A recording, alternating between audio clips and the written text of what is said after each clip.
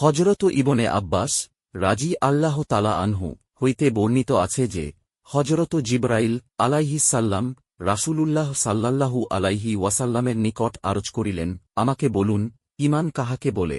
নবী করিম সাল্লাল্লাহু আলাইহি ওয়াসাল্লাম এরশাদ করিলেন, ঈমানের বিবরণ এই যে তুমি আল্লাহ তালার প্রতি, আখেরাতের দিনের প্রতি, ফেরেশতাদের প্রতি, আল্লাহ তালার কিতাবসমূহের প্রতি এবং নবীগণের প্রতি বিশ্বাস স্থাপন করিবে, মৃত্যু ও মৃত্যুর পর পুনরুজ্জীবিত হওয়ার প্রতি বিশ্বাস স্থাপন করিবে, বেহেশত, দোজখ, হিসাব এবং আমলের পরিমাপের প্রতি বিশ্বাস স্থাপন করিবে এবং তাকদীরের ভালো ও মন্দের প্রতি বিশ্বাস স্থাপন করিবে।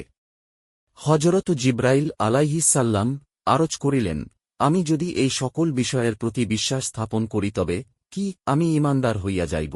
রাসূলুল্লাহ সাল্লাল্লাহু আলাইহি ওয়াসাল্লাম এরশাদ করিলেন, যখন তুমি এই সকল বিষয়ের প্রতি বিশ্বাস স্থাপন করিলে তখন তুমি ঈমানদার হইয়া গেলে।